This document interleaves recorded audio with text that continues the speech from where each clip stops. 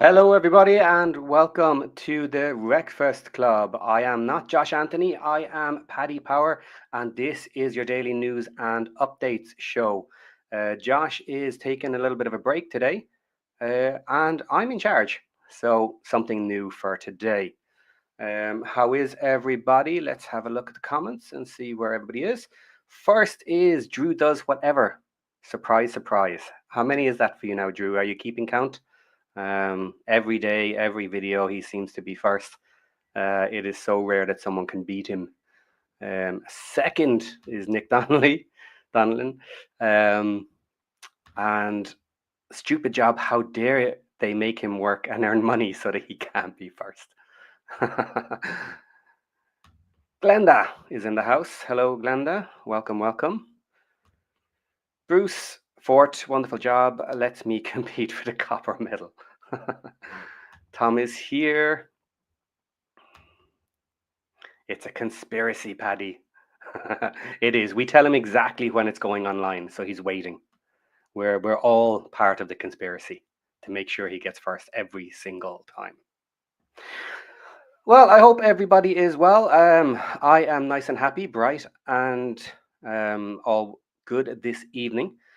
So, what do we have for you today? We have our news show, and today we will be talking about Stockport and basically the injuries that we had during the week and how it's affecting the weekend.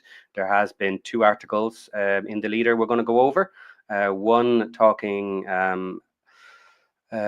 with Phil Parkinson, and the other from Max Cluett made some comments. So we'll have a look at those. And then we will follow that up with a continuation of talk about Welcome to Wroxham. No, not Welcome to Wrexham. It's Welcome to Wroxham now. So I have a little news clip there. And following that, we have something very special today. We have a guest who will be joining the show. This is James Blower, the chair of Wroxham, and he has graciously agreed to come on the show and tell us all about their club, what they're doing, what is Welcome to Wroxham, why they are doing it. So this should be a bit of fun today. Nick Donnellan is laughing for some reason. Jokes in the chat. Wayne Evans is in here. Morning all. Well, without further ado, everybody, welcome, welcome. Let's get started. So, Wrexham third in the league. Let's have a look at this one today. So, Wrexham third in League One going into the Stockport clash. By Richard Williams of the Leader. Phil Parkinson admits Stockport County deserve credit for what they have achieved in recent years, but he is happy with what Wrexham have accomplished. So am I. Back to back. Can we do another one?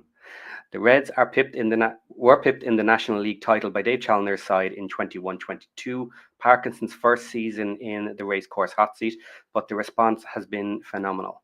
Wrexham clinched automatic promotion from non-league following a record-breaking 22-23 campaign and followed it by finishing runners-up to Stockport in League Two last season.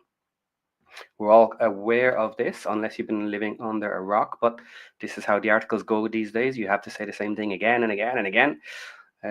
So there has been no let up in League One from either club, with Parkinson's men going into tomorrow's clash at Edgeley Park, sitting third in the standings and the Hatters sixth. I think we have both done great, to be fair, said the Reds boss. As much as Stockport are our rivals, there is a mutual respect as well with what both clubs have done. Me personally, I love having rivals. I love having a few rivals. It's good fun to have someone to compete with. So we have Stockport, and we also have Mansfield this season that we're fighting with. Okay, they have done well over the years, and so have we. We are in a good position, and we will go there licking our lips, looking forward to a great game. Wrexham suffered a heavy 5-0 defeat at Edgeley Park last season, but Parkinson hailed the response from his players. It wasn't a good day for us, but we recovered from that defeat well, and that is the key. That is what it's all about. You are going to get beat in games, though, through the season, even you never want to lose and you would like to win every week. Now, as anybody who has been with us for a while on this show, have consistently been telling everybody at every chance, I was at that match. I was at the Stockport away match last season where we got hammered 5-0. So yeah, that one is etched in my memory. So he goes on, but we lost 5-0 there, made some decisions and changing things around, and responded in magnificent fashion last season. That we did. Wrexham have been backed by big away followings this season, but only 850 Red supporters will be in Greater Manchester.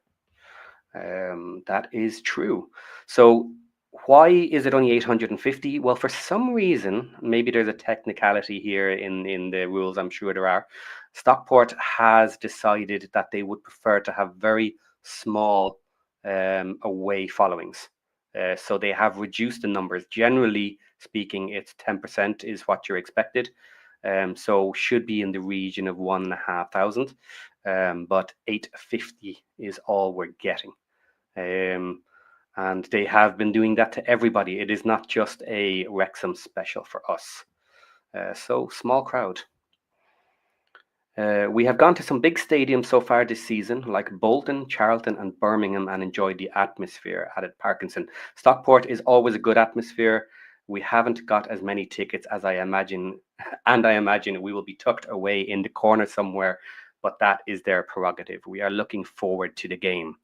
Well, I guess that is their prerogative, and that's exactly where the fans are going to be. The away fans are held in the left-hand corner of the Together Stadium. So when you're at the ground, their basically cop is the railway end. There's not a lot of seats there, and it is not covered. It's a very old stand that is due to be changed over the next couple of seasons. It's earmarked for a new stand, and originally that was the away stand, but there was a story that I don't know is true, that some fans damaged all the hoardings behind that stand, and that included with the fact that being right behind the goal, they decided to move them, so they pushed them over to the Together stand, which is where I was when I was at the match, and it also houses the families and children. So the away fans are right next door to the families and kids. And if you've been watching any of the other podcasts this week, now, how dare you if you did, but am I joking? If you did, a lot of people were commenting on the Stockport Ultras. Now, I didn't know this was a thing, but I laughed when I heard about it. There is a small group of children at the front of the family stand who are in the region of 7, 8, 9 years of age. And they're known as the Stockport Ultras, and they love giving it large with the fingers, with the swears and everything at the fans at every match. And I did see this. They were only a couple of rows in front of me or near me when I was there. So that's what we have to worry about, the Stockport Ultras, a group of rowdy little children giving it large with the fans. So that'll be fun for anybody who's going to the match, if you're in our small little away section. But for once, it's not just us. So let's have a quick look at the chat. Good morning, everybody. Good morning. Nothing extra there. Okay, so moving on. Next article. Let's see if I can swap this out. And 2 seconds, guys.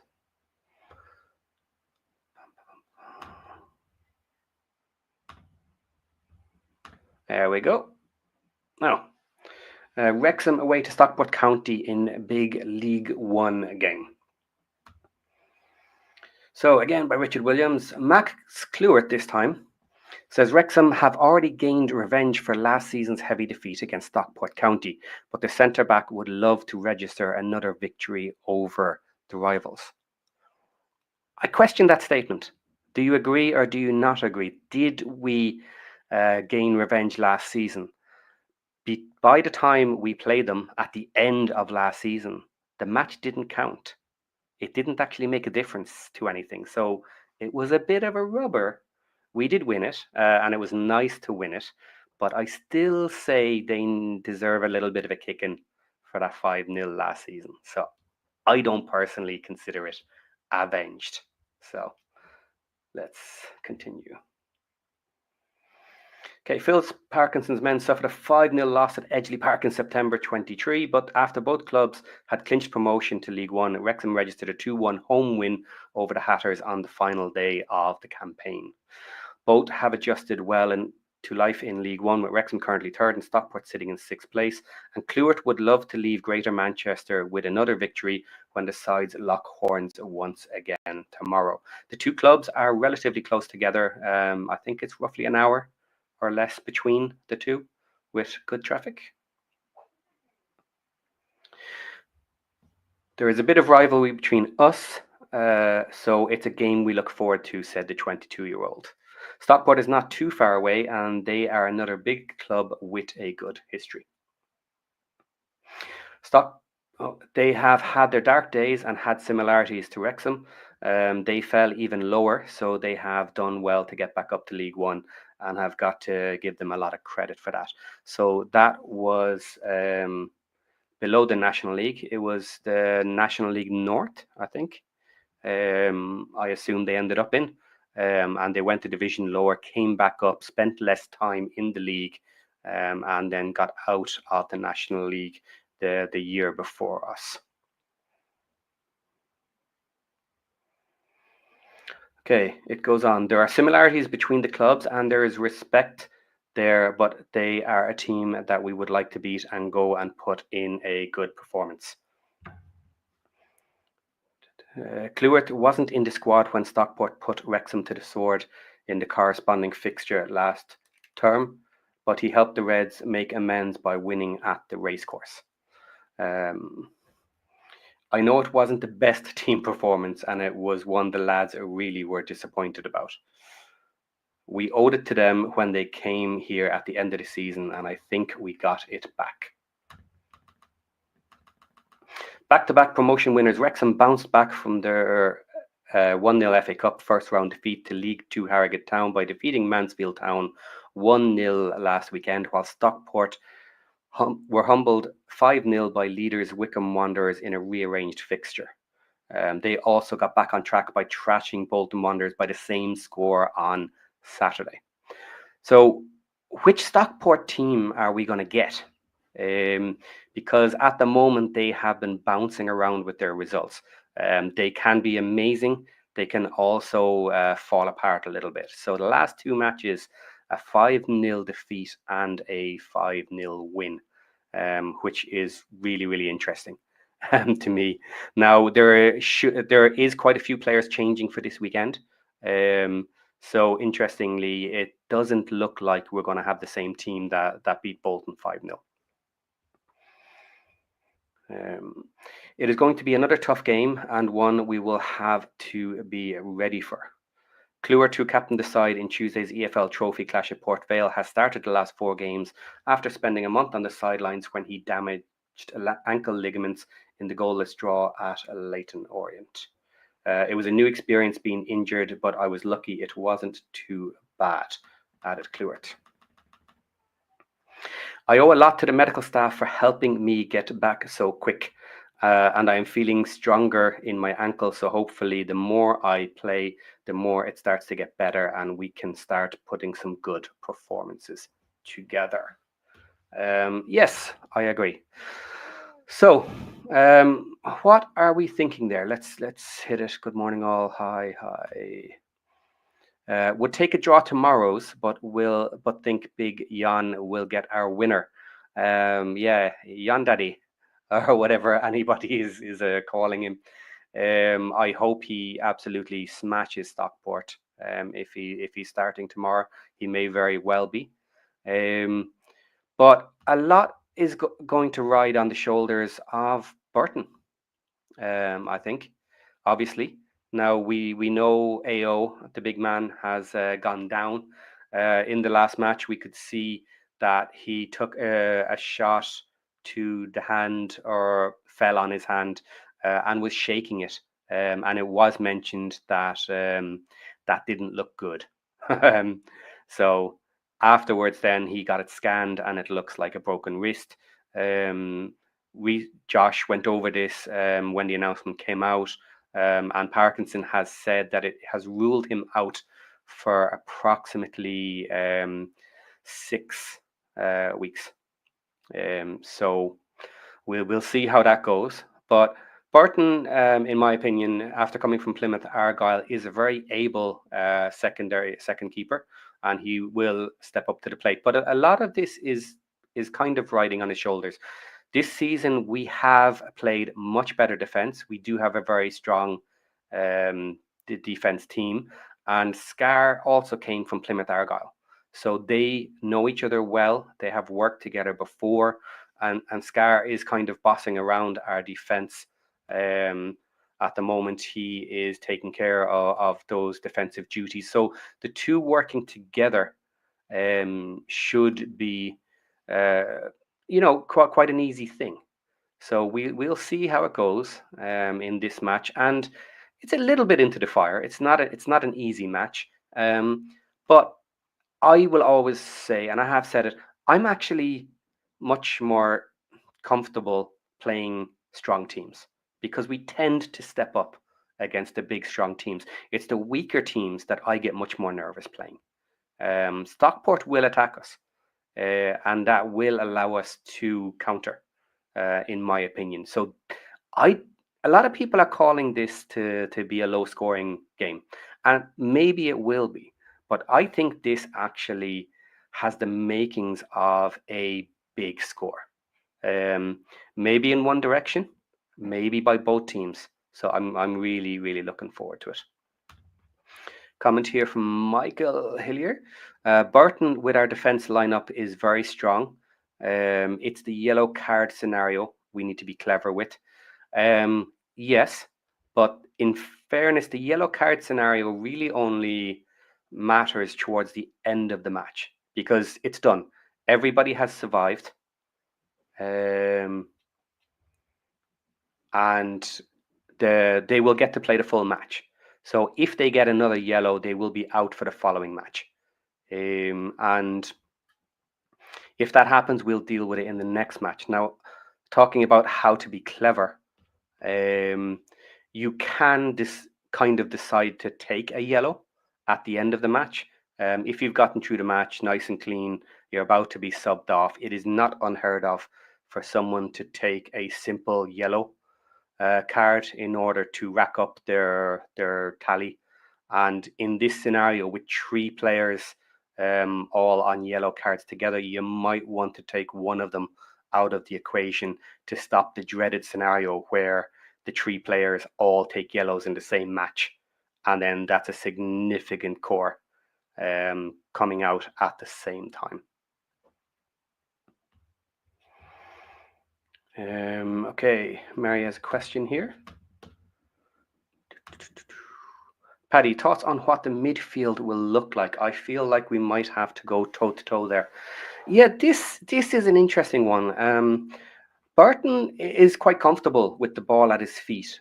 He's not as strong a shot stopper as AO is, but he has other benefits. And in the match that he played, or the first half of the cup match in the middle of the week, we did seem to play a little bit through the middle. We played a lot more on the ground, and we went from there.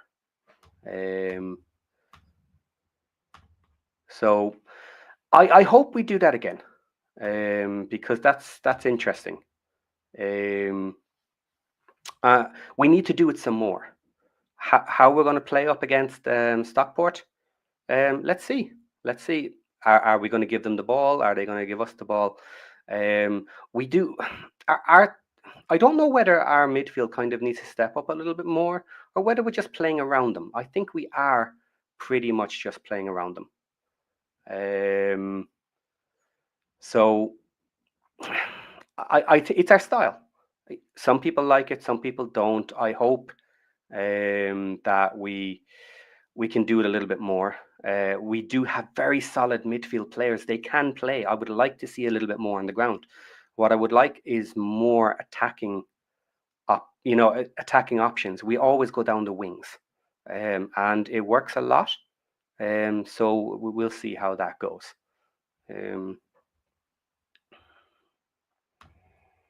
Okay. Any other questions on Stockport before we move on just a little bit? No.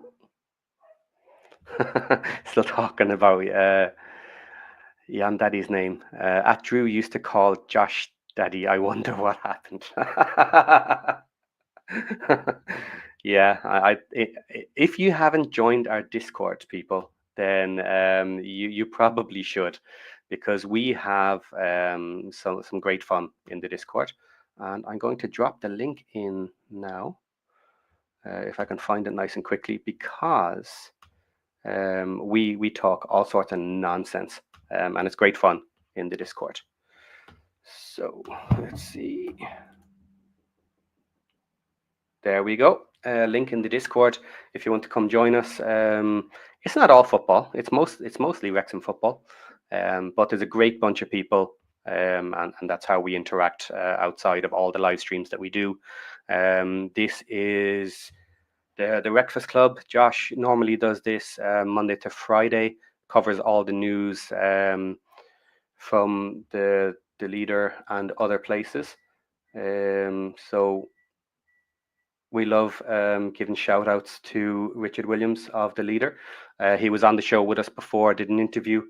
So we like working together and going from there. So I'm going to move on to our other little piece of news, and this is from the Wroxham FC club. And let me swap the screen here. 2 seconds.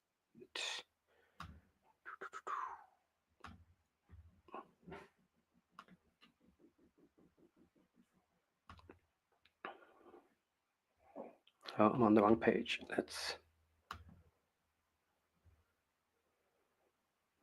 There we go. This is the Wroxham FC website, if you've never seen it. And they're inviting everybody to come watch their welcome to Wroxham. Let's try and get rid of that. Okay. So everybody can see it there. Okay, come for the game, stay for the premiere, by Paul Jeter. Welcome to Wroxham. This Saturday, it's yet another international break, meaning there are no games home and away for Norwich City fans. All the more reason to head down to the Ginger Pickle Arena at Trafford Park to watch Wroxham versus Witham Town in an Isthmian League North clash. I love saying that. Ginger Pickle Arena. Stay on after the game and attend the premiere of the documentary that has captured the imagination of the football world this week. Welcome to Wroxham. The film will be shown in the clubhouse at 5:30 p.m. The bar will be selling beer, pasties, and sausage rolls will be available. Yum, yum, yum, yum, yum. Sausage rolls. Make a footballing day of it, and remember, we are Wroxham from the Broads, not Wrexham from North Wales.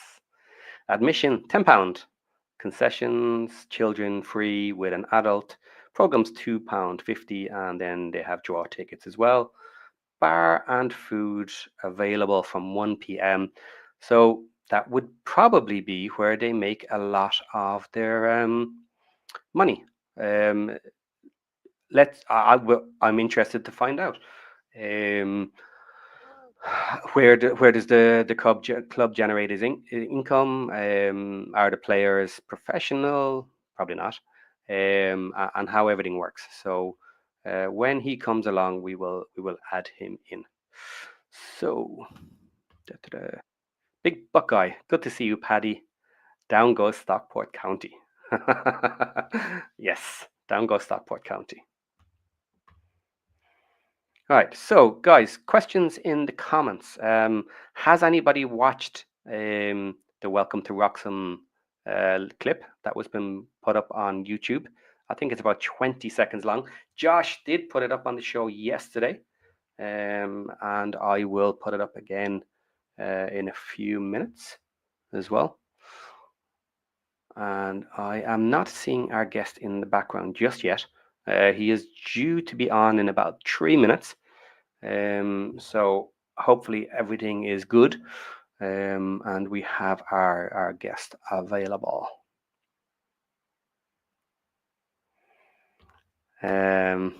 Okay. Was there any response from Rob and Ryan to welcome to Wrexham? That's an interesting question. I'm sure we'll hear all about that. Okay. Michael Hillier, in an ideal world, we could use Wroxham as a feeder club, embrace the connections more publicly, send some youth on loans, but I think the brand police will get involved soon. I don't think anybody is too worried about a similar type of branding like that. Okay, and OT, I'm surprised it took Wroxham this long to take the initiative to piggyback off of Wrexham Media. So could they be a feeder club? We can ask about this. Maybe they're a little bit too far down the leagues. So does anybody know where the Isthmian League is? We are going to go through that, and we are going to discuss their form this season, how well they're doing, everything about the club and the team. And we can go from there. So yeah, interesting questions. When I saw the Welcome to Wroxham on YouTube, it was exactly my sort of thing, which is why I decided to reach out. So I saw their little documentary. I think it's fun, absolutely, and I'm looking forward to it. I think, if I'm correct, it's only 3 episodes, all of them being released together on the weekend. So I'm sure it's worth a quick watch if it's that short, but that will be a question I will ask. Is there any more coming? Is there a season 2? And how everything is going there. So that will be fun. Okay, Glenda thinks that they are in the 8th division. So we'll see if that's correct soon enough. Michael Hillier, even a friendly in future would be great. Now, that's an interesting one. Could we potentially send our academy boys down there to have a little match against Wroxham? And what would the score be? So maybe that's a question I'll ask. Maybe we'll get a prediction to try and figure out what level Wroxham are at. Would they be able to survive our Wrexham Academy boys? Is that out of the question? Maybe in the summer, maybe something can be done. Good evening, Racecourse Ramble. Hello. Welcome.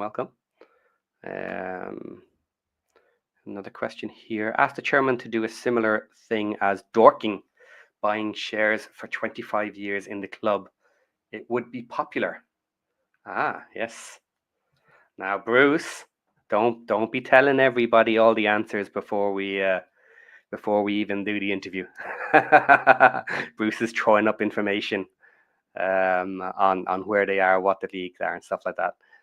I know you have all the info, and if you don't have it, I know you can find it quickly. But let's not spoil all the surprise if people don't know. Okay, Lexi, hey all, I have a few minutes online and I see you here. No idea what we're talking about. Okay. We covered the news of the day, which was about Stockport, and now we're talking about Welcome to Wroxham. So if you stay here, we will find out very, very soon what it's all about. You haven't missed anything. We're just talking about a couple of questions that we may be going through.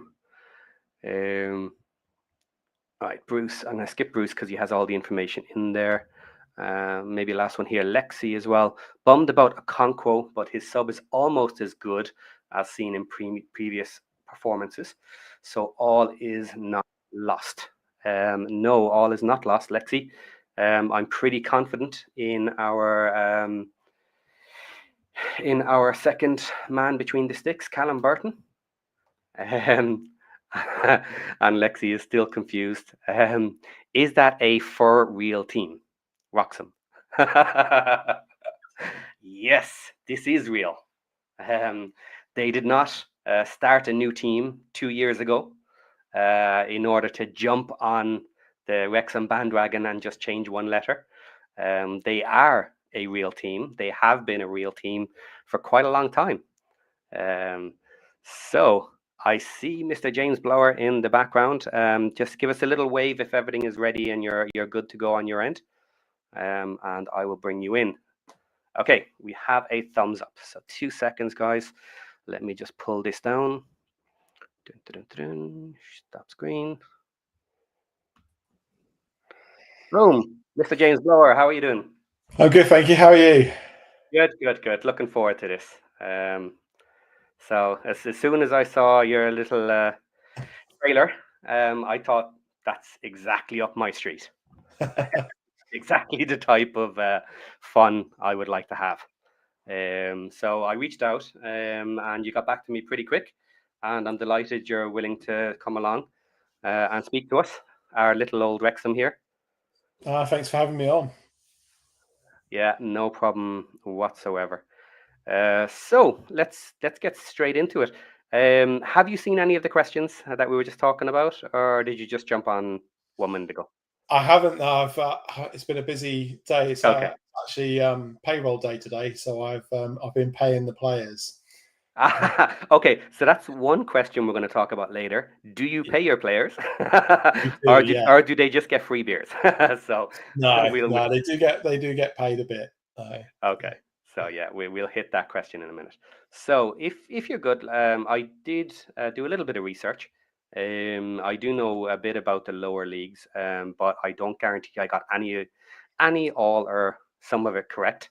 I am That's slightly fine. confused on a little bit of it actually, so I'm sure you will take care of that for me. So your name is James Blower. You are the Wroxham chair, Yeah, according to your website. yeah, So is chair short for chairman? What do you do at the club, and what are your responsibilities? yeah. It's probably a bit of a misleading title, but yes, it is. So about 18, probably 18, 19, 20 months ago now, the former chairman, been there for about 5 years, needed to leave because of work commitments, and he needed to relocate, ironically, back to Wales.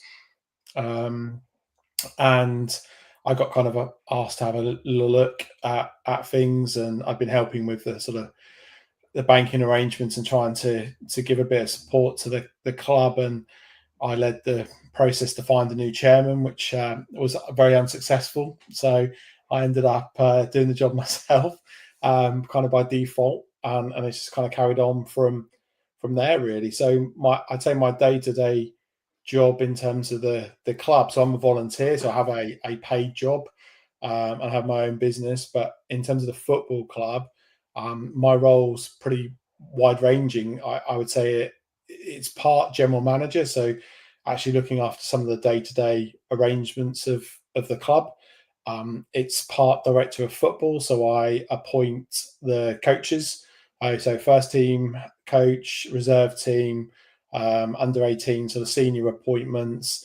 And I would typically meet, if we were to appoint a new youth team coach as well, would also typically meet them.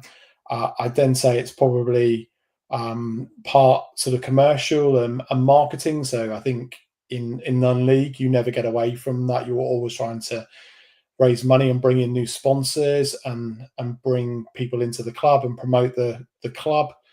And then I'd say probably on top of that, there's a sort of bit of financial responsibility as well. So we do have an FD, so I don't have to actually kind of run all the payroll in terms of the taxation side of that, and produce the accounts and things like that. But but day to day, I would look after the company bank account and make payments that we need to make to keep the club afloat. You pay coach company, pay for training facilities, pay for beer for the club, food for the club.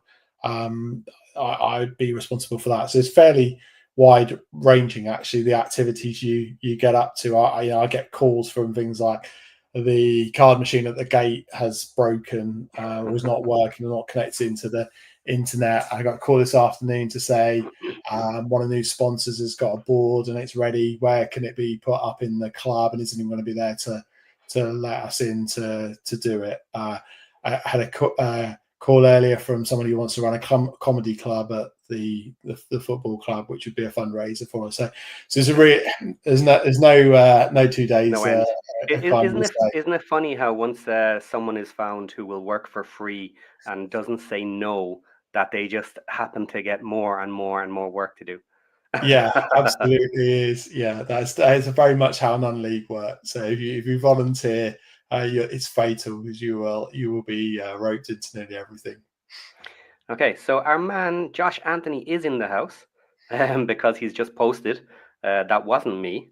And Josh always likes to start with an origin story when he does the interview. So even though he's not in charge today, I am. He's still telling me what to do. So let's do it. Let's just humor him. Let's say so. Origin story. Bit of background on yourself, your history, football. Yeah, whatever you want. Yeah, no, I played in local football. So I grew up in Norwich. Which is the main city from Wroxham. So about 20 minutes south of Norwich, about 20 minutes south of Wroxham. So I grew up in Norwich. I played football to a decent standard at youth level. Was kind of on the fringes of Norwich. I represented my city at schoolboy level and county, and then I did have the opportunity to go for trials. I was a striker at the time, and what they wanted to have a look at me as a midfielder, and I really wasn't interested in that, so didn't go. But if I'm honest, I wasn't good enough. The levels are so hard to take that step from being, the best in your school, the best in your city and your position, the best in your county. This kind of step up is massive at each level. So I'd be the first to admit I wasn't good enough. I then had a kind of 18, I had a little break from football, and then I tried to come back, and I really struggled with a shin splints. I had chronic shin splints for 5 years, and thankfully a fantastic surgeon in Leicester called Mike fixed me after 5 years, and I was able to come back again, but not really at the same level. And I really then enjoyed kind of playing football with friends and for good clubs, and being a kind of integral player rather than trying to chase the levels at that point. I was just kind of grateful, to be honest, after was a pretty dark 5 years for me to be able to play again. So by that stage my career had kicked off quite significantly. So I found myself working a fairly senior level at Barclays, and I got a job in Guernsey in the Channel Islands, and I moved to Guernsey for work. I didn't stay very long in that job there. I got a job running an offshore savings bank, setting up an offshore savings bank, National Australia Bank. But while I was out there, I think the lifestyle and the work weren't really conducive to keeping fit, and I was never quite kind of good enough to make it in the local leagues. I just couldn't balance the hospitality and the entertainment that I had to do with my job and playing football to a was a fairly decent standard out there. But I got to know the then chairman of the Guernsey Football Association, and he invited me to join the boards and help them commercially, which I did for a while.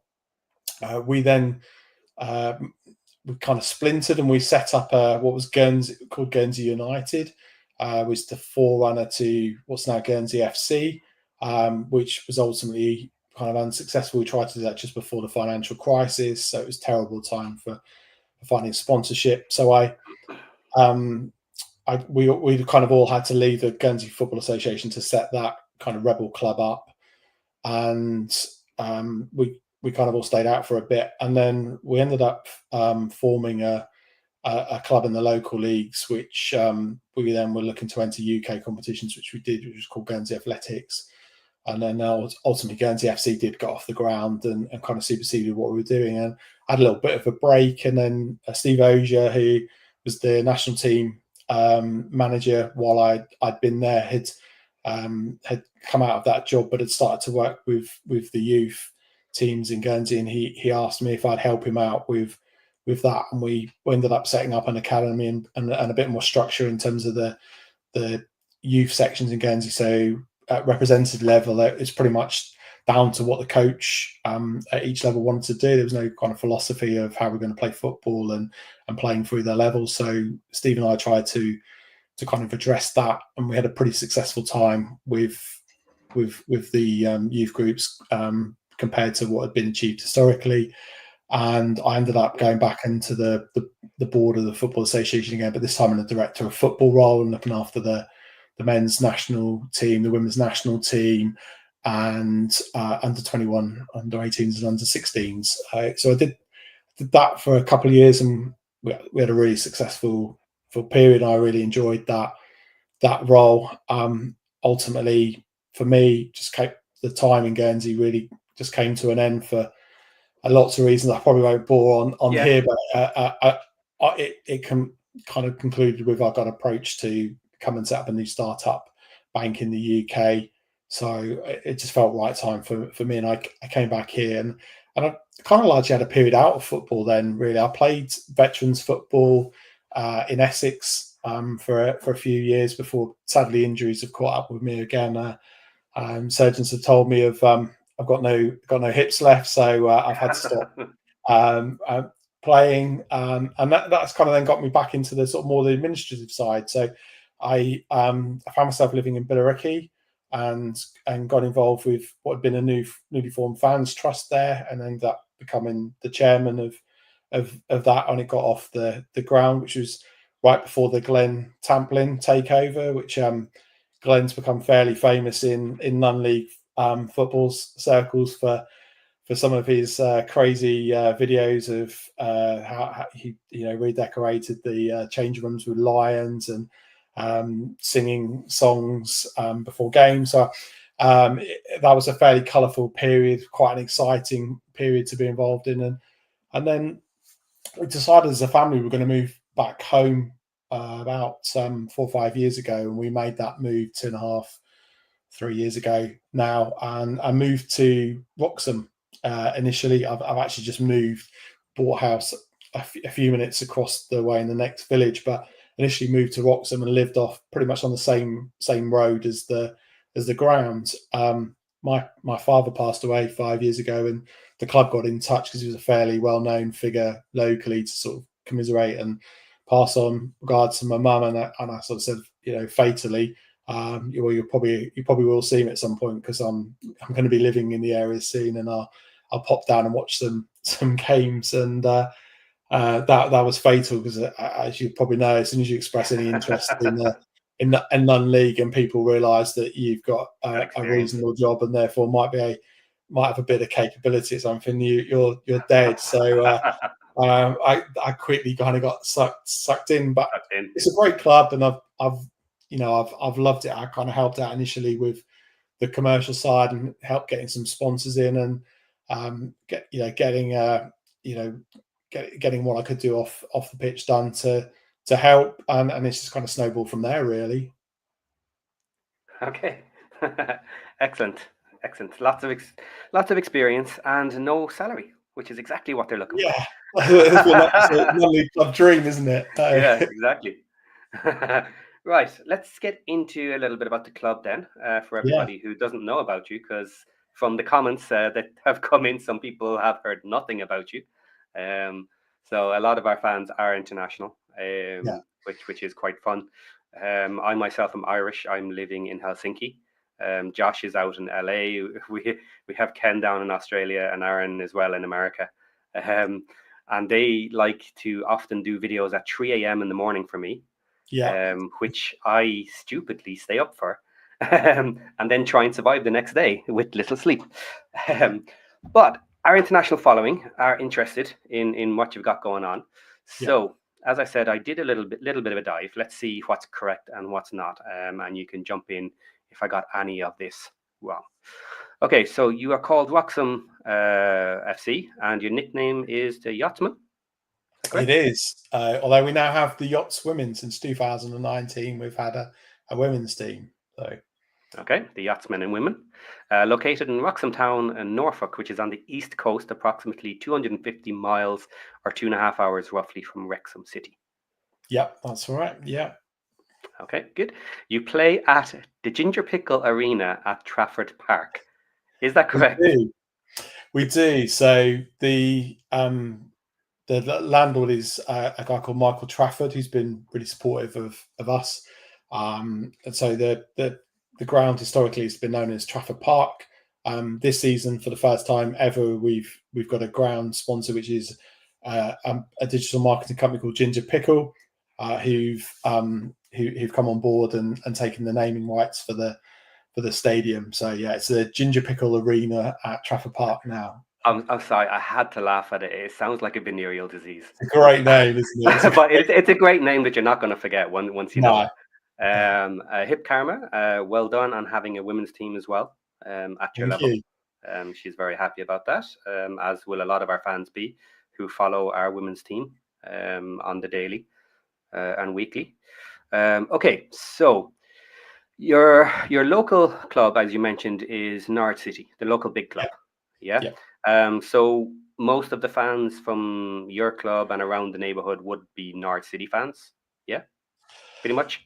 Are they the main team, or is there other teams? Yeah, they are the main team. So that's I would say there's a fair bit of truth in that. So we do have people who are season ticket holders at both clubs, and we do have season ticket holders at Norwich who come to see us if they haven't got a game for Norwich or Norwich are away.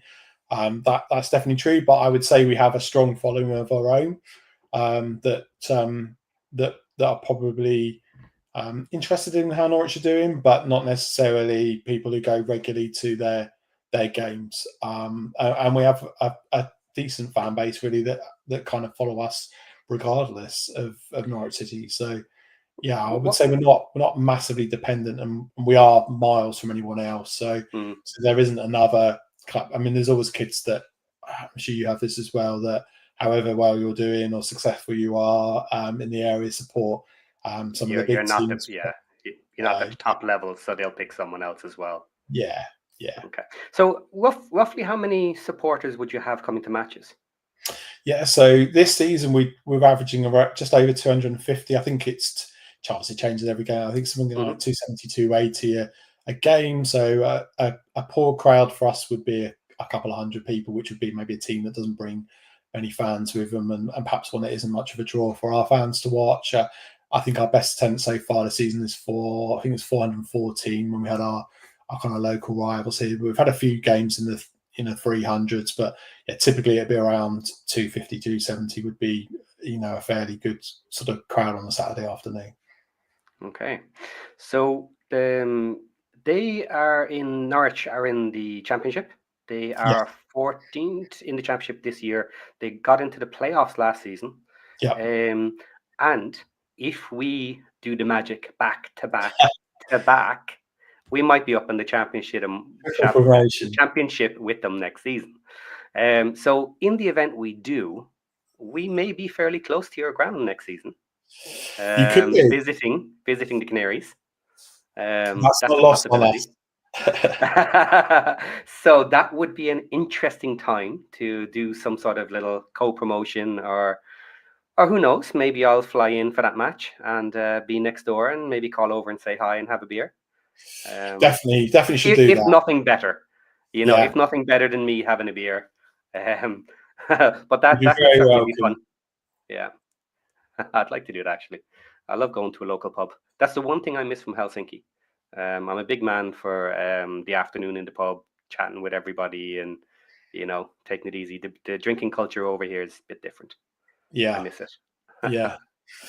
So you'd be very welcome. We've got a really good brewery locally called Woodford's that support us. So we have a great selection of real ales on the club bar. So we've even got our own called a Hoy Lager. So that they brew for us. So you'd be very welcome. Okay. Josh, I don't want you to answer this just yet because it's coming up in a minute. Are you in Sheffield FC division? So we'll talk about your division now in a second. Just keep that in mind when we get there. There is a question here that I do want to bring up. Can tickets for your matches be bought online? They can. So the answer is we generally don't. But if we have big games, we do, because the crowds aren't so huge. We don't tend to sell much online. There's a couple of reasons for that. We have to pay fees for using that. So we have a ticketing partner. We pay fees for using that. So that's money that's out of the club by using that. Can I ask what sort of percentage is? Yeah, so it's typically around 7.5% we lose in total. So it's not incredible, but it does stack up. Particularly for a typical game for us, it would be our regular fans buying tickets. So they we are basically therefore giving away revenue. So we would typically put ticket sales online if we're playing in a cup match and different opposition coming for that. If we have a particularly popular fixture, so like a local derby game, we would probably do for that. But generally, no. For those, mainly for that reason. Yeah. Now I know why that question was asked, and I have a different question that will come up later, and I'll come back to this. Okay. Right. So then, okay, you are currently in the Isthmian League. How do you pronounce it? Isthmian? Isthmian, yeah, that's Isthmian right. League, okay. And that is the 7th/8th division. So yes. On Wiki, what it says is the Isthmian League is a regional football league covering Greater London, East and South East England, featuring mostly semi-professional clubs. Yeah. Founded in 1905 by amateur clubs in the London area, the league now consists of 88 teams in 4 divisions. The Premier Division, above its 3 feeder divisions, the North, South Central and South East divisions. Now, you're in the North Division, is that correct? Yeah, that's right, yeah. Okay, right. So then it follows on. Together with the Southern League and Northern Premier League, it forms the 7th and 8th levels of English Football League system. It is various regional feeder leagues, and a league as a whole is a feeder league to the National League South. So that's right. I tried to work this out, and I have a good idea of it, but let's follow this down for the fans who may not kind of understand some of this. Right. So Wrexham started in the National League, which was the 5th division down. So everyone will be familiar with that. Below that, then you have National League North and South, which are the two sides of the same league. So that would be League 6. Yep. Then you have the Premier Division, the Premier League of your group. Is that the correct name? Yes. Of the Isthmian League. Yeah. So that would then be Division 7, 7th division. That's right. So that's the league we're trying to get into. Right. We're in the North division of that, and we are trying to get into the Isthmian Premier. And in the Premier section, you have #United. We do. Some people might be familiar with out there in the international side. And then you're below that in the 8th. So divided into regions, and you're in the North, trying to go up into the Premier first, and then up into North and South. Okay. So you are semi-professional. For people that are not aware at this level and other levels as well, people are semi-professional. You said already that they do get paid. So what kind of does that mean? Is it like a part-time job? What can they support them with this? Do they all need other jobs? How does it work out? Yeah, that's right. It's so all of our players have what some people would call proper jobs. So they all work for a living. They have day jobs that they do. and then they play part-time for us. So for us, it's training twice a week and then matches once or twice a week. We would typically play on a Saturday afternoon, but we will also have Tuesday evening games in that. So we have a local cup competition called the Norfolk Senior Cup. So we played in that Tuesday before. We have a league match against Felixstowe this Tuesday night. So we probably, I'd say, a couple of times a month we'll play on a Tuesday night under floodlights as well. But typically our players are earning a bit of money for playing for us, but you wouldn't live off of that money. It wouldn't be possible to live off of that. And yeah, there's a lot made about paying players, but actually, in fairness, I think if you asked our players to do the time that they spend on playing, and when I say that, I mean the traveling, the playing, the training, travel to and from training, they wouldn't do another job for that money. You would, it wouldn't be worth it. You would say it wouldn't even be a standard hourly wage. No, they're basically doing it for the love of it with some financial benefit, but not much. Absolutely, yeah.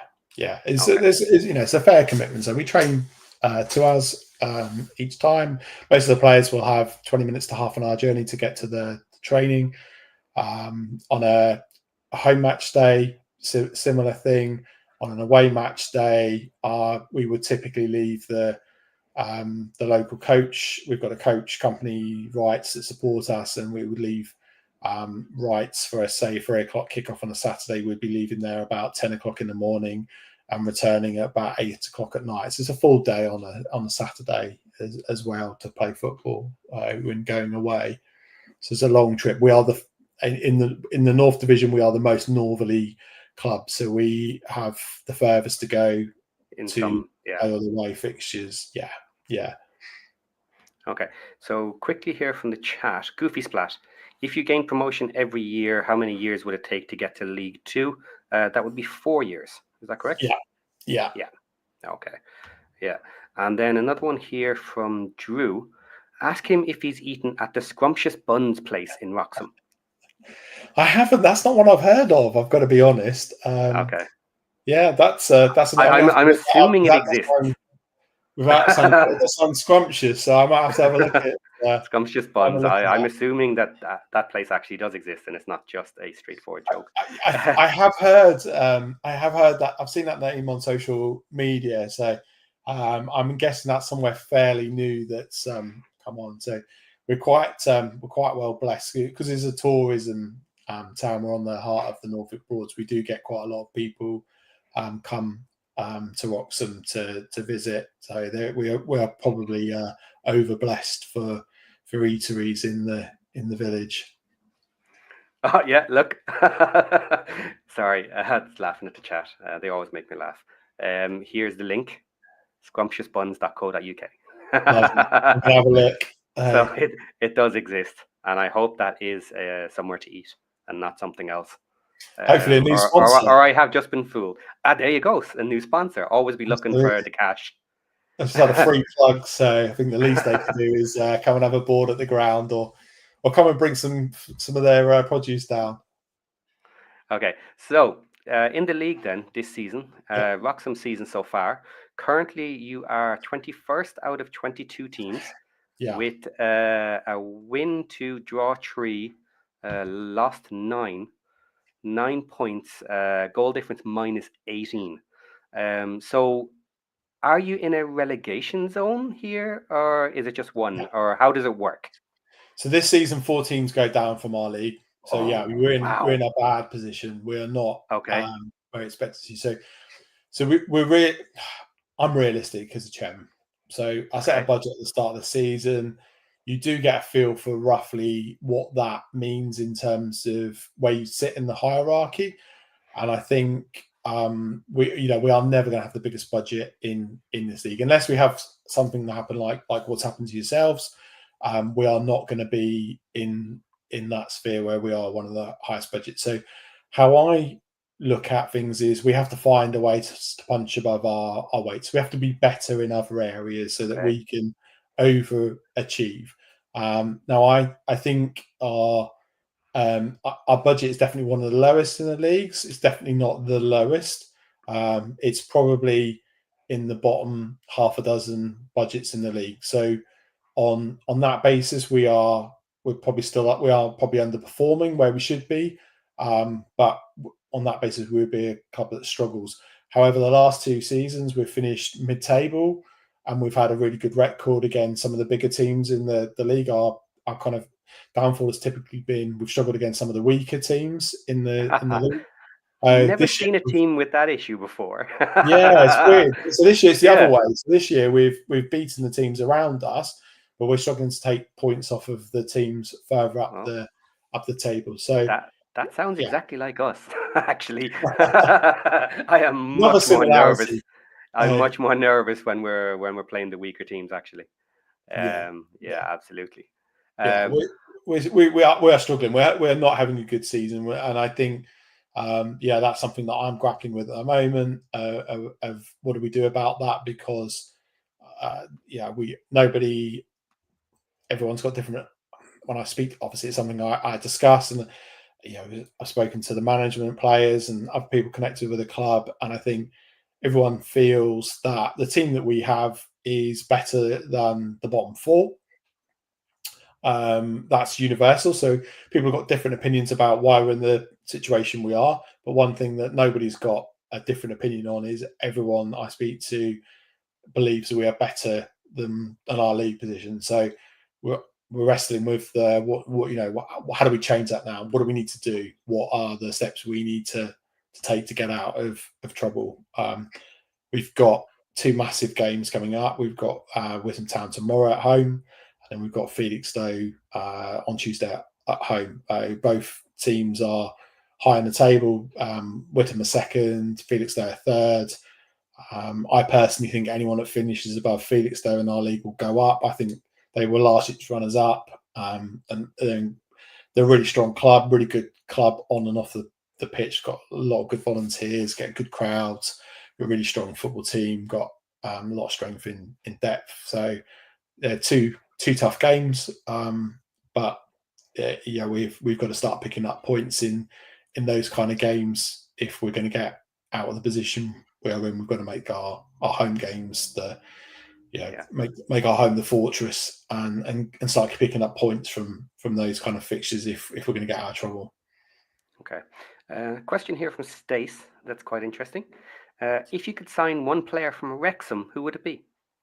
I, I've seen that Mullins has been spending a bit of time on the bench, and I think we wouldn't mind him. I think we've yeah.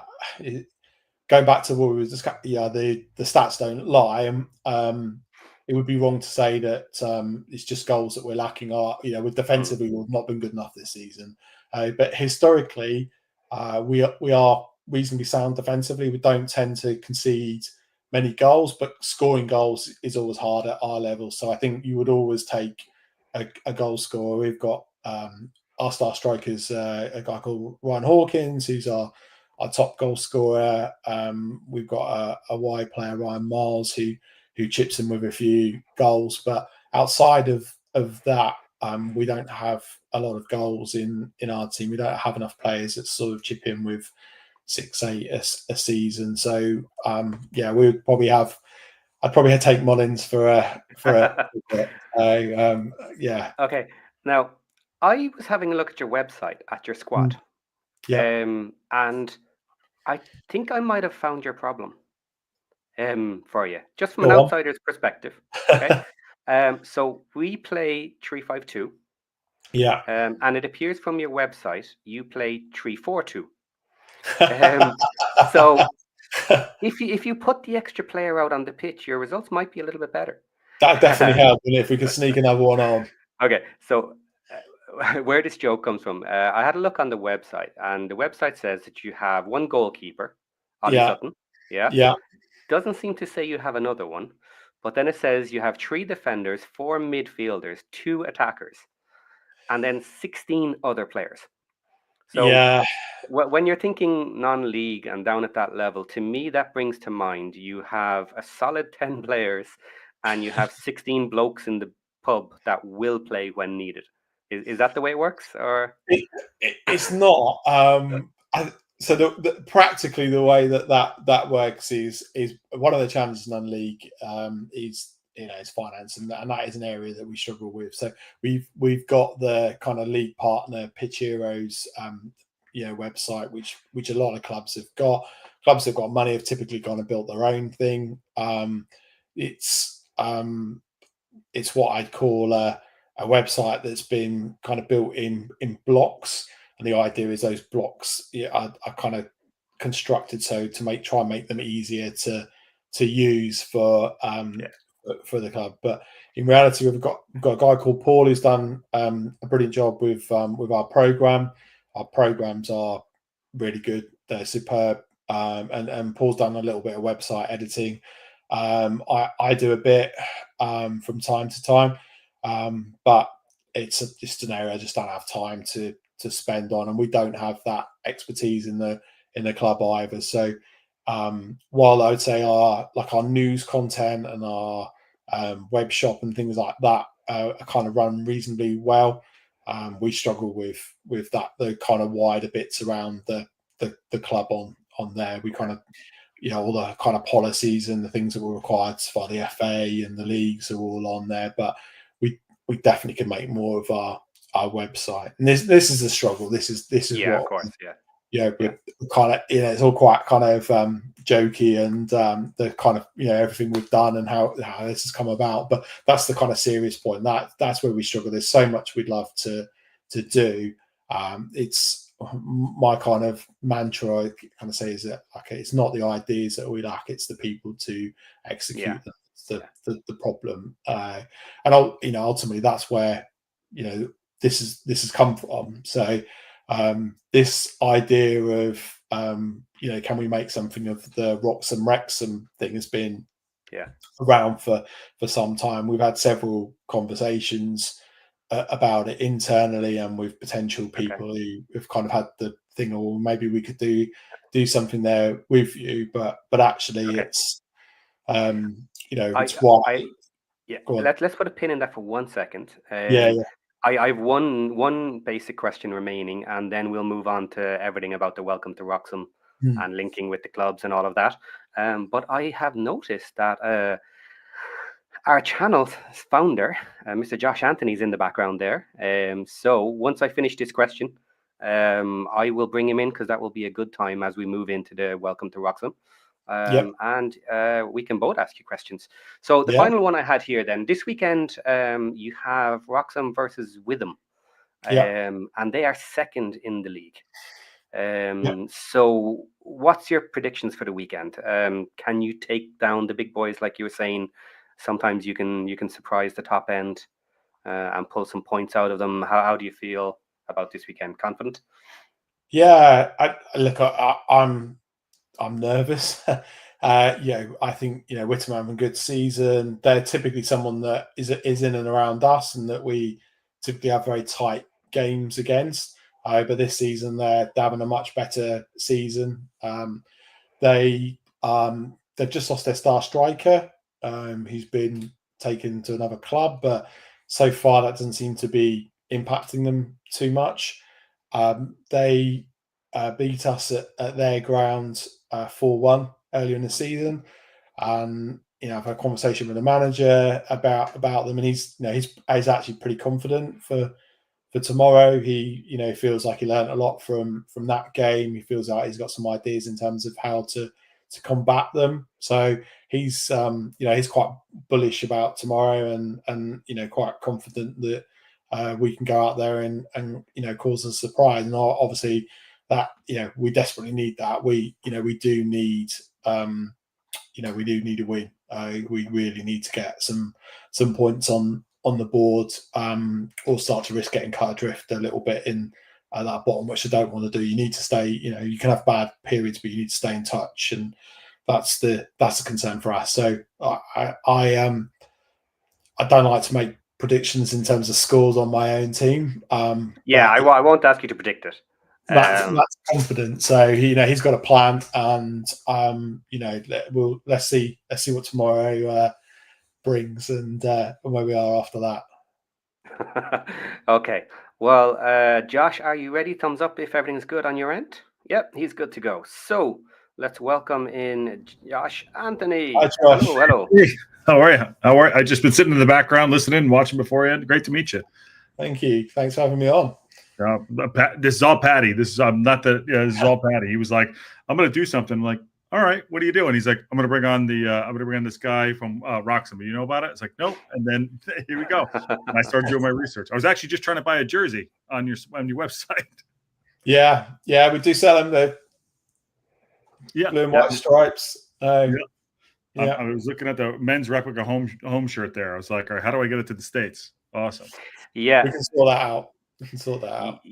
Yeah, when I got my jersey from Wrexham sent over, I paid for my shirt plus £20 postage, plus VAT in the UK, then customs charges when it arrived into Helsinki, and my Wrexham jersey cost me like £90.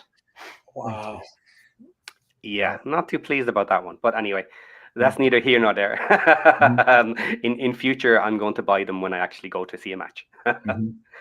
Yeah, awesome. Yeah. It's a really good story. Go ahead, Patty. Patty's done a great job. It's awesome. Josh, do you think we should play the trailer for 20 seconds? Sure. That'd be good before we jump into it. Yeah, all good. What do you think, James? Yeah, go for it.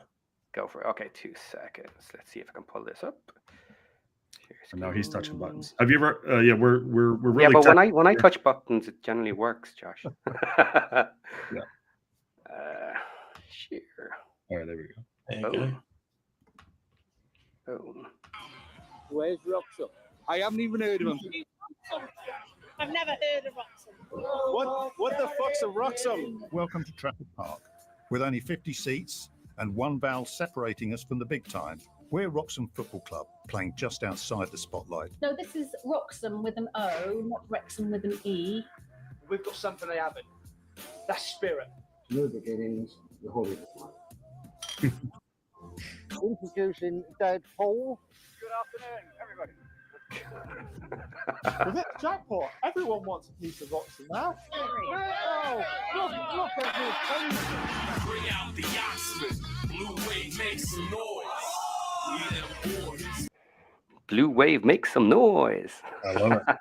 Okay, if you need cash, one thing to do is definitely push the merch. Okay, so Michael Hillier here says he's going to buy a Wroxham shirt. Thank you. So can you pull the shirt forward and let people see it a little bit? Yeah. Wave it in the camera so we can see what it looks like. There it is. There I love it. Fully signed up one, that. Okay. So what do I have to do to get a special signed shirt that we can maybe give away on the channel or something? I think we can sort that out. Could we sort that? Yeah. I was thinking too, as you guys are talking. By the way, it's a great story, and congrats on what you guys are doing. It's always amazing, and the growth of a football club. And like I said, Patty brought this up, and it came on. I think we were doing a show last week, and it came on that it was like, "Have you heard of this Wroxham thing?" And we were doing a show that I kind of couldn't focus on it, but it's an amazing story. And for us at the local pundit, we're always looking to get involved in certain things, and if we can, maybe we'll do an update every week. Maybe we can do that. So that'd be awesome to do. Yeah. Fantastic.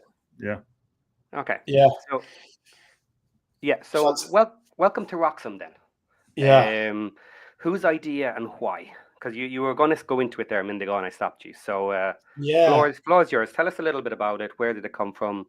You said people had a couple of ideas when Wrexham kind of got the spotlight. So tell us about that. Yeah. So obviously there's an element of kind of playing with this thing, but the honest truth is we do regularly get mistaken, and it's been fascinating since it's actually gone live, actually realizing how much that has transcended beyond football. We've had people posting in response to the Facebook post saying, I used to live in Wroxham and all my stuff used to go to Wrexham post office, and People saying I was selling a bike on eBay, and a woman from Norwich, said I'll be there in 20 minutes to collect it, not realising it was Wrexham, not Wroxham, that it was for sale in. So it's kind of something that's happened a lot. We mentioned we were talking about commercial partners earlier. One of the commercial partners was really keen to do a campaign with us, which I didn't initially think anything of, because most companies, if they sign a new commercial partnership, want to make a little bit of a fuss about it and a bit of a spread. But then it started to get a bit weird as it went on, and I realised that the reason they were getting really excited is because girls in the marketing team thought that they were going to be doing stuff with Ryan Reynolds and not doing stuff with James Blower. Oh, no way. Did they? You can imagine the crushing disappointment when they found out that it was me and not Ryan. So that's kind of this is happened. So we've kind of we've talked about, I've talked about this a lot and about like making the theme, but as talked about earlier, it's not about the ideas, about executing on them. And sure. We worked on a small campaign. Funny enough, for the hashtag game with a guy, Lewis Davey, who Lewis phoned me up and said, "Look, I've got a client who really loves this Wrexham link, and I think there's something there, and that's where it's kind of gone from." So it's been a combined effort, I would say, but in terms of execution, it's happened because of Riot Labs' involvement, and they've been brilliant. So they're an ESA company, so they've calmed down. They've worked with a lot of our fans in terms of trying to help them to quit smoking. We've we've got our stand behind the goals called the KC, the Kenny Cook stand. We've kind of made that smoke free for the rest of the season in kind of partnership with them, and they've given us a chance to tell our story, and they really like it. So that's kind of how it's come about. We've worked the last sort of couple of months together in terms of the filming and the structure and how we're gonna push it, and some of the ideas around what we will do. And we've got some really good people behind the scenes helping with us. From a club perspective, it's kind of largely been myself, aside from the volunteers who are actually in the kind of show and filming, and then working with a small team of people. So we think it's been good fun. It's slightly tongue in cheek, but we wanted our chance to tell the story. We've got some great character. Barry, I think, is going to be the kind of star of the show. Groundsman, he's just a proper character. He's 78-year-old, and he's there nearly every day at the ground doing something on the pitch, looking after it. There's like a typical kind of what I call iconic non-league kind of image the other year, where it was really dewy night under playing the game under the lights, and the referee wasn't happy with the line markings because they'd started to go, and it was kind of damp and misty, and Barry had got the line marker out, and we couldn't get the fluid to come out, and I'm kind of leaning over at it, and the way the camera's been taking the angle, Barry and I are both looking over it because he's from behind. It looks like I'm looking over it, kind of telling him what to do. We're just trying to get this fluid out and get the game back on. And it was like a classic Nunley, all the kind of, you can see the mist in the trees and in the background, and that's kind of the it's those kind of stories that's the kind of beauty of it. And we've got Rachel who we just wouldn't survive without her. Rachel comes down, so we joke she lives there at times, and she's there for every game, running the kitchen, running the bar. It's to tell kind of some of the stories of people like that, and what they put into the club. But we obviously we're having a little bit of fun with the the Wrexham thing, and I think Ken in the dad pool outfit is going to be another one that's going to be doing the rounds on social media for some time. So, dad pool's fun. I'll tell you this though, my wife and I both work in the film industry, but like, you know, you go with what you have. It's about the stories, and I think that's why Wrexham took off too, about the stories and the people. You just mentioned those three characters right there, and it's just genuine people that are here for the club. It's almost, football is almost secondary to it, but you know, and I think Patty caught to that. Now, like listening to you talk, it's like it's awesome. So, you know, why not? How many episodes have you shot? We shot 3, so there's a trailer, and then there's going to be 3 episodes. So they're short, so it's just done for you know, maximizing kind of online and social. You know, this is not obviously going to be something that we're expecting will be on TV. Although you never know, some of the crazy things that have come through this week where someone approached us about the sponsor Paul Mullin during the week, and then it's like, where's that come from? So some of the stuff is insane. So who knows? We're on page 3 of the Daily Star tomorrow. So I've been joking. You know, I've kept my top on for that.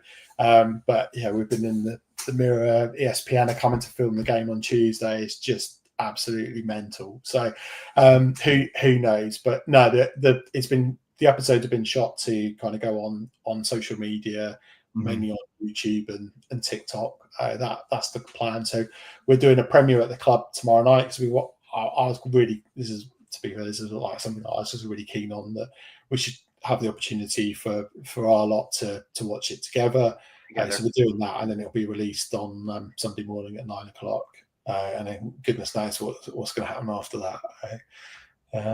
But yeah, it's been great. It's been great fun to do. To be honest, you'll see my acting is terrible. Shoot the rehearsal. Shoot the rehearsal. There you go. Yeah, awesome.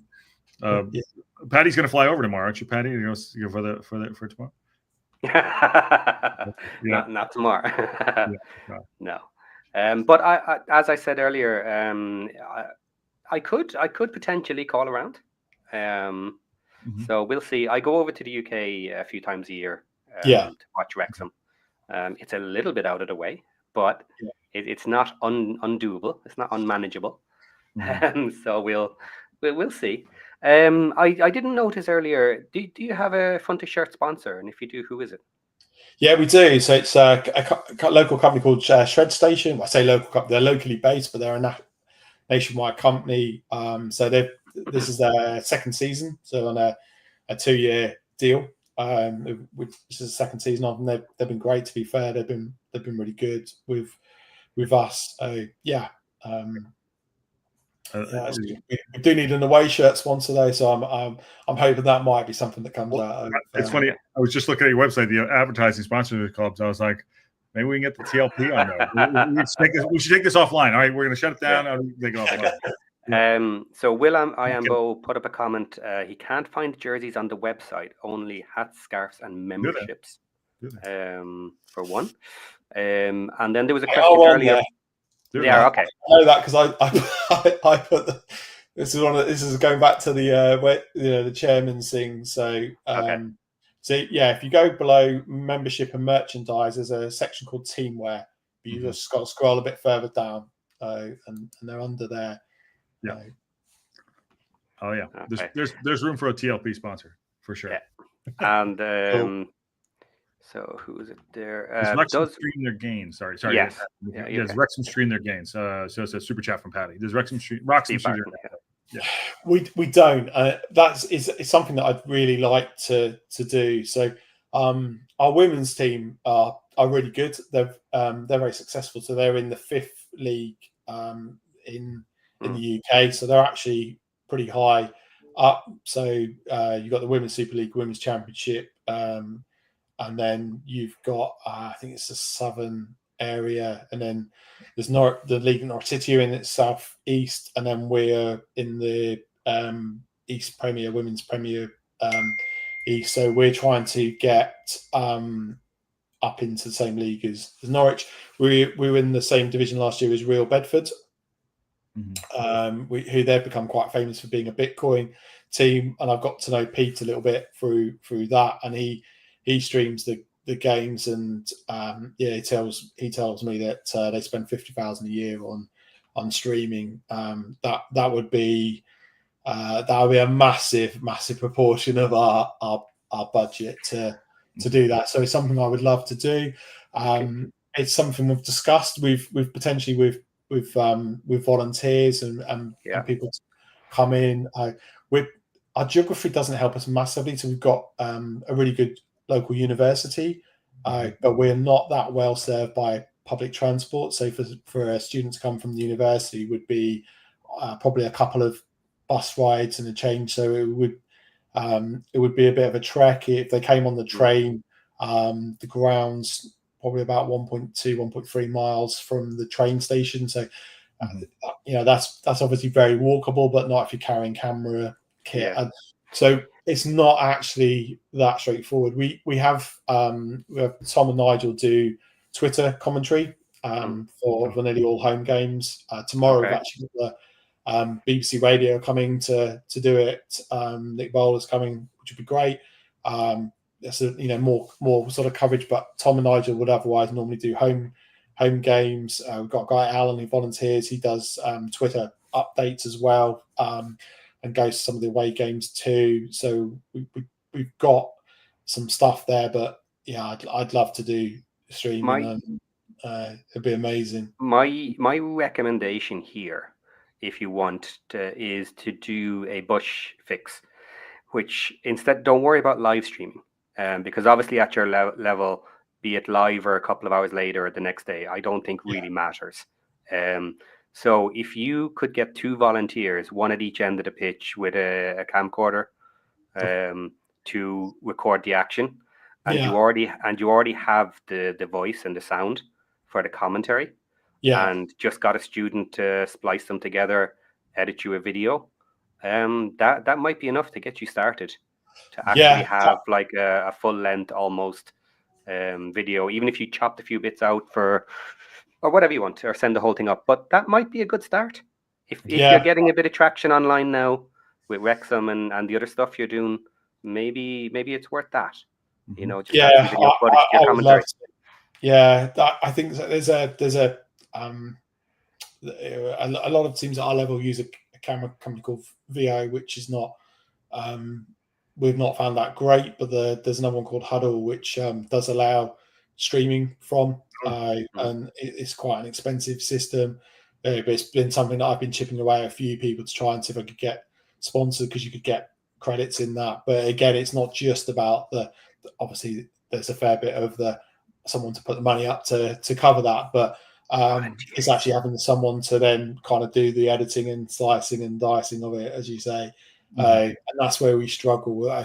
I get called young man by a lot of the volunteers, and so it's been quite a while since I've been called that.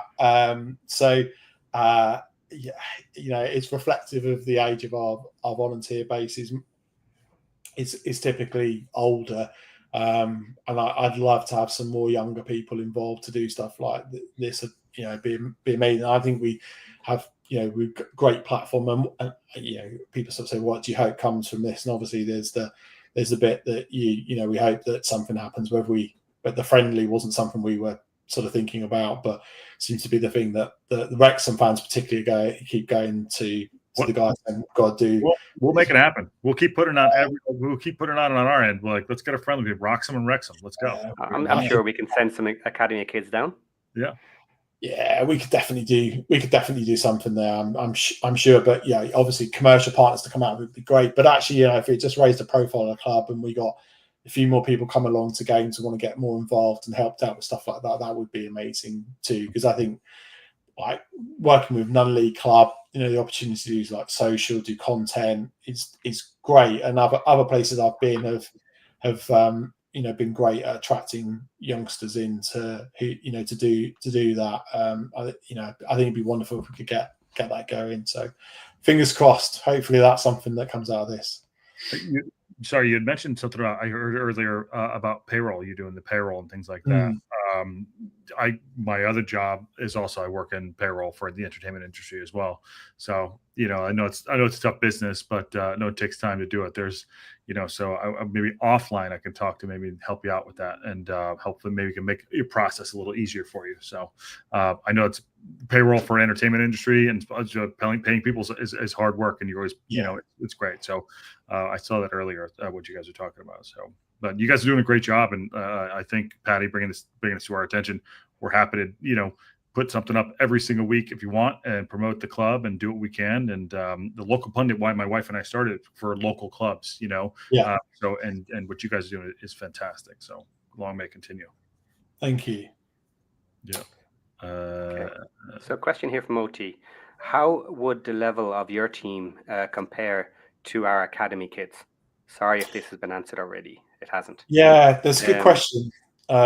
So we mentioned earlier about the Norfolk Senior Cup. So in that we have Kings Lynn under 23s, who Kings Lynn play in the National League North, and Norwich City under 21s are in that competition. So that is the kind of level we are at. So we would expect to be competitive with Norwich City under 21s. We played Boston United, who in the National League, we played their under 23s in pre-season and won that game. So we would expect to be probably slightly better than your academy kids. So your under 19s, under 21s, we would expect that we would be better than them. So obviously, if you brought a full strength side down to play us, that would be a challenge for us. But we would, a blended squad of academy and say fringe first team players, that would probably be something we would be, pretty competitive and pretty exciting game to watch. Mm-hmm. Okay. And no membership's only a $5. That's pretty good. Yeah, let's get out there and let's support this club too. Let's get out there, everyone in the chat. Let's see what we can do, whatever it takes. So, what is the main reason that you did Welcome to Wroxham? Is it just for the exposure? Is it to try and bring in more funds? Hopefully find them a big fundraiser who can come in and help you sponsor something? Or what was the main idea behind it? What are you looking for? I think probably to say there's a main idea is there were probably a few things that I hoped would happen. So we need to be a sustainable football club, and I know a lot of teams talk about that, but we actually do. We do not. We've historically, the Kenny Cook, who the stand's named after, was a benefactor who he underwrote the club. He put a lot of money into the club over the years, directly and indirectly, and the club had a really good period with him, and there's been other people since who've done similar things. And then a few years ago, the club got some money from selling the foam mast on the ground, and that's kind of filled that gap when those benefactors left. But then when I came in, the situation was the club was in debt, and the trajectory was really poor as well. So we were losing significant amounts of cash every season, and that trajectory was continuing. So basically, if we'd taken no action, then the club was going to go bankrupt. Frankly, that if there was if nothing had changed, that's where we've gone. Now, my approach has been to try and grow the income, to try and get the club out of that predicament, and we've been pretty successful at that. So we've closed that gap down to within a pretty small margin of error. So we get money for progressing in the cup competitions, and we hit the crossbar in one. If that had gone in, we'd have progressed in another round of cup, and we'd have broken even last year. And instead, we lost a few £1,000s. But on our turnover, that's pretty good, to be fair. So we're pretty much at break even. This year we are. This season we're running at break even, and slightly ahead. So, but not enough. There's no cushion there. But we still have the debt, so I still need to pay that off. So yeah. So I think investors or commercial partners, that'd be brilliant. Increased awareness and bringing either more people into the ground to watch, or more volunteers, or both. that'd be really good too. And I think probably thirdly, and it might sound a bit corny, but I think actually just to give a bit of recognition to people at the club. I think there's a huge amount of stuff that goes on off the field. Some people put in a huge shift at the club. Barry, David, Mark on the working on the pitch, Rachel, Louise, Bethany, James in the bar and in the kitchen. Lisa, who kind of runs the youth section. We've got some really good coaches in there as well. All these people give up their time, freely and voluntarily to kind of help make this a better club. We had a fireworks night, which is our main fundraiser of the year, a couple of weeks back. That was brilliant. It was a really successful night. We had loads of people at the club, and it was lovely to see. But the thing that kind of always gets me with that is just how many people kind of just give up their time, just come down and help out, whether that's taking the tickets on the gate or selling tickets, helping with the car parking, helping with the bar, manning stores on the night, helping with the setup, helping with the clear up. There were always, there's probably about 30 odd people, and it's just great to be able to tell some of those stories really, and share some of those stories and it's everyone seems really excited. Maybe they're not. Maybe they're sat there behind the scenes going, "What?" Can I ask a question about When's the it town? going? Like, what are y'all doing? Can I ask a question about the town? What's the makeup of the town, Patty? I had to jump off real quick, but like, what's the makeup of the town? Like, what is the core of Wroxham? What is the core value of the town? Like, it's two villages separated by a river. So it's Hoverton to the north of the river, and then Wroxham to the south. Wroxham to the south is mostly residential. So it's a mixture of some very expensive and beautiful houses that adorn the river and run along towards the Broad.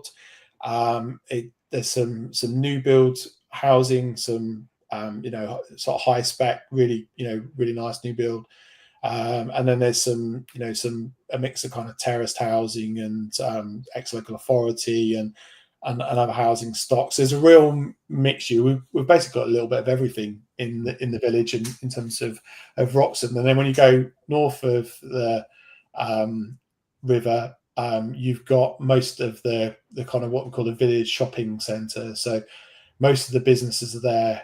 We've got a restaurant at the water's edge that is one of our sponsors. It's about the only thing that's south of the river, and then everything is north of the river. So there's a shop called Roy's, which is kind of known as the world's largest sort of village department store that's there. We've got Ken's Fish and Chips, which is kind of legendary. Everyone goes to have fish and chips from Ken's when they come and visit. And we've got loads of kind of stuff in the village. Great Calves, number 14, is like where we go and have our sandwiches. I'm not allowed to have too much cake at the moment because I'm trying to shift a few pounds. The TV's not very flattering in that regard, so I need to stick to their salads, not their shortbread. But yeah, we're really well blessed. So population wise, probably the two villages combined something sort of around 3,500-4,000 people. So if we kind of translate that back to our crowds, someone did a comparison in our league, and I think it's something like 15% of our population come and support us. So from that, we're really well looked after. But yeah, it's a beautiful place to be honest. Like I grew up here, but we had the choice of where we moved to within the county. We could have gone anywhere, but we really want to come to this part of the world because it is lovely. We are really lucky, and I go into London a day a week for my work, and it's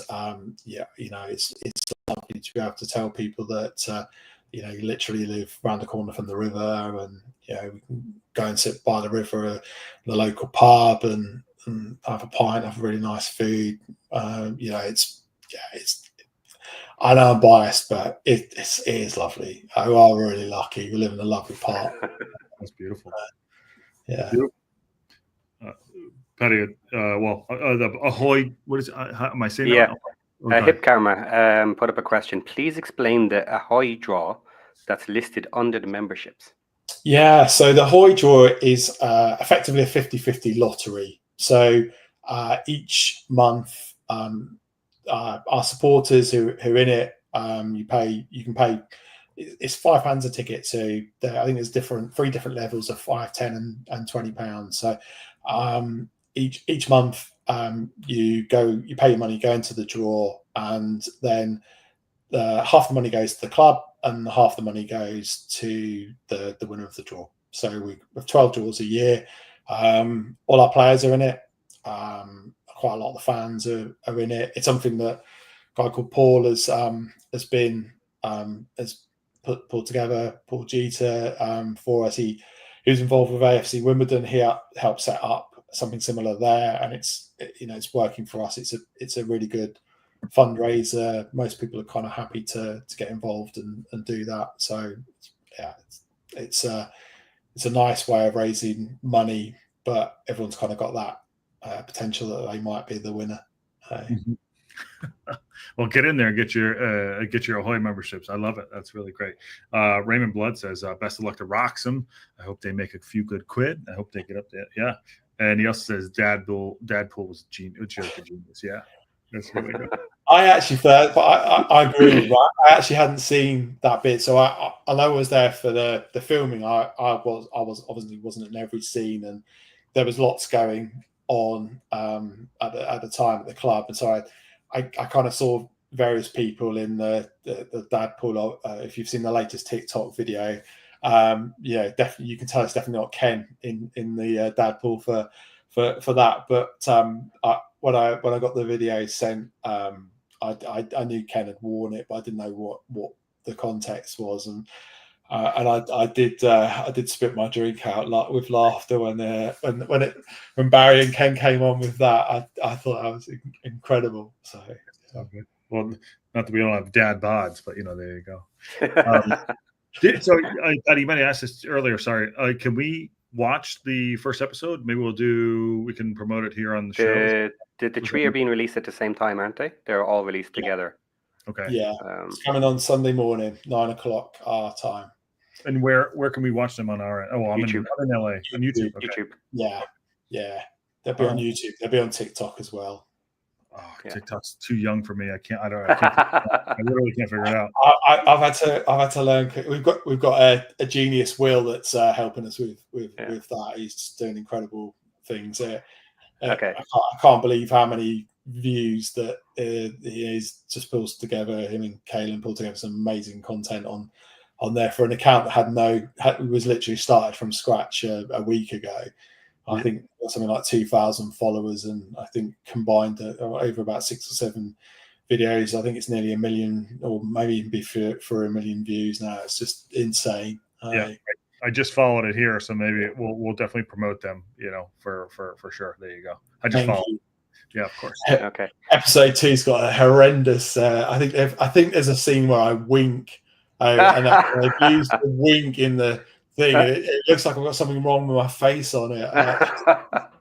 Well, our Paddy said it earlier. Our thing on the local pundit is shoot the rehearsal. So it's but there's always take 2, but always just shoot the rehearsal. So have fun doing it. That's awesome. Correct, Paddy. Okay, we've been holding you a bit longer than you said, so maybe we need to finish up. Are you in a rush anywhere, or are you in a rush? No, I'm good. Don't. Okay. Don't cut it. Right. Well, I've been saving something here from the very start, so I'll bring it up now. From Michael, would you start a Just Giving page or fundraising page, as I'm sure our fans would donate in the old days, and we would do bucket collections at the ground, etc. So different ways for our fans to support, and this is what we were getting at a little bit earlier as well. So online you can buy yearly memberships, £5. So if anyone wants to do that, that goes to the club, obviously. Then the Ahoy draw, is there any issues with that, with fans not being UK based? No, none at all, because everything can be done by bank transfer. So yeah, there's no problem at all. Well, with that. As far some as I'm people aware. may still gift it to you if they win it. Maybe not. Depends how much it is. But well, there you go. That's another way that if someone wants to donate, they could jump in the draw there. Also on your website, if you wanted to push it a little bit more, maybe you could put something up on your website that is basically like a donation. Wrexham to Wroxham or something donation. Just put up a 20 pound digital hello or something is what you're buying. You know, that'd be amazing. To be honest, it's not something I really kind of. Paddy, don't give all the secrets away. Josh will be getting no subscriptions this month. Everyone will be giving it to Wroxham. I want the back of the shirt sponsor up top right here. That's what I want. Is that available? Okay. Is that available? So we can talk about sponsorship. Josh wants back a shirt. Okay. Yeah, I want back a shirt. Yeah, I like that. This is probably the thing that's really kind of been overwhelming. I think, this is a really nice thing about your club. I think Wrexham. I think Wrexham fans. What's come out of this is, I think Wrexham fans can empathise because everyone's kind of made a big deal about the Hollywood and the takeover, but actually most Wrexham fans had years of rubbish, didn't they, and a real struggle and they know what it's like to kind of be in a similar position to us.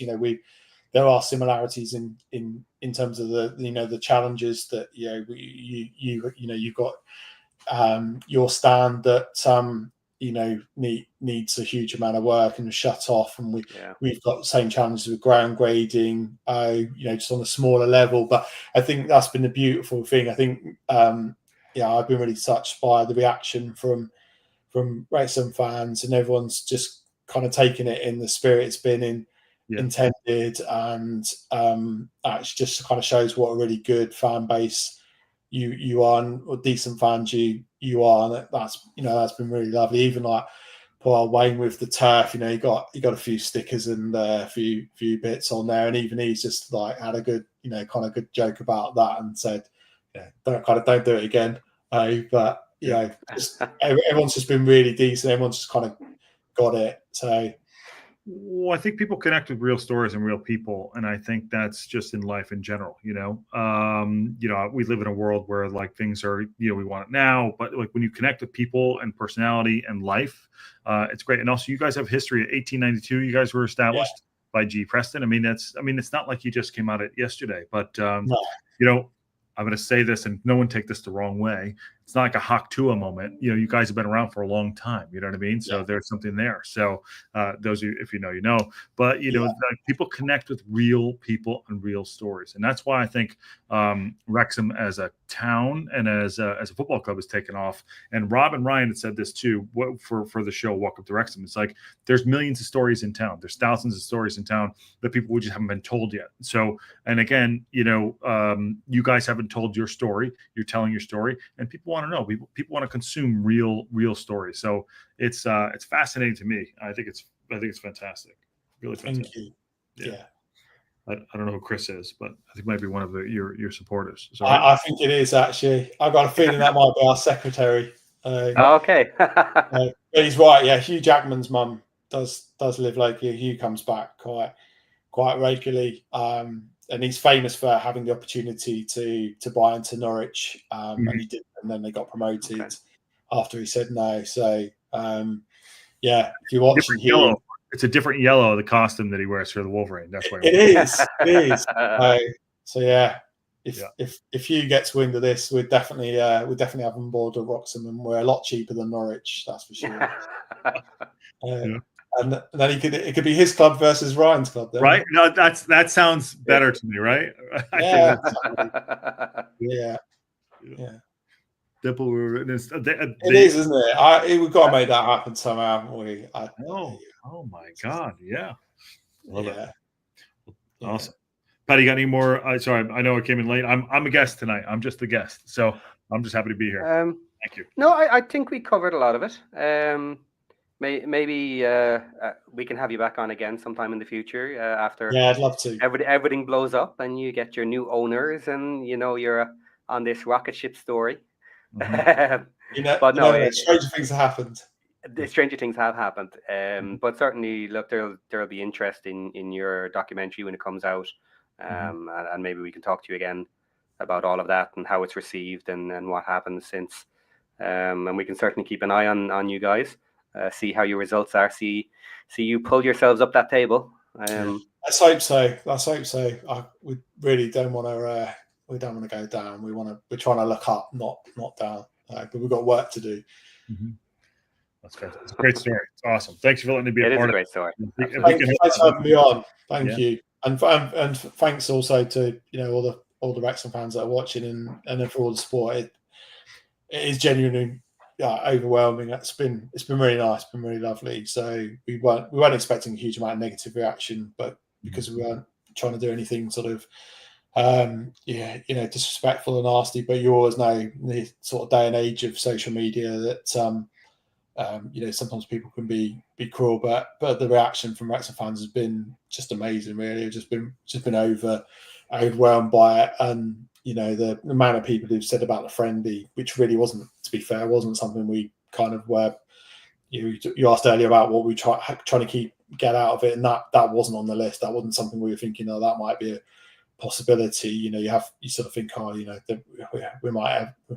Best case, you might actually get clipping on the series or a comment from Ryan or Rob or something like that. We weren't thinking about that, and that's purely you as fans pushing that. So did they respond to you, or what was the reaction from the club and people? Because I'm not aware of what was said or happened since. I don't think if anyone's actually officially responded yet. I know the BBC. So I went on BBC Radio on, I think it was Monday. It feels like I might have the day wrong, so bear with me. It's been a long week. But I was on BBC Radio, and BBC came down to film. And I know when BBC came to film for the TV that they did contact Wrexham for official reaction. But I don't believe they got one. So I don't think there's been anything officially yet from Wrexham, but I think kind of the feeling is if it carries on like this, it'd be hard to ignore, and they'll have to be. We'll groundspell it for you. We'll help groundspell it on our end too. We'll put it out there. Yeah, we'll get there. We'll get there. Yeah. Go follow. Put the socials in there too. You're on Instagram, TikTok, and follow the YouTube page for Wroxham as well. I followed you personally actually too. But yeah, we're here. Please, whatever we can do to help out, we're here. And it's I'm happy to be a part of it. Now, Patty, I know Patty was pumped about it too. So thank you. Thanks so much. Yeah, thanks very much for responding. James, if you have a minute, maybe hang on in the background there, and we'll have a chat once we shut everything down and sign off. Yeah, go for it. If you have the time. Okay. So thanks everybody. Have a good night there, James, and I'll talk to you in a minute. Okay, so that was fun. I really enjoyed that. It seems like in the comments people were enjoying the lower league information. It's fantastic. Great story. That's all. It's a great story. Great football club to be a part of. No, great. I'm glad you found it, and I'm glad you put it together. So awesome. Yeah. Okay. So on Hip Karma's comment bombshell, thanks everybody. We are going to get out of here, and I'm going to say bye to James. So catch you on the next one. We are out. And on that bombshell. Boom.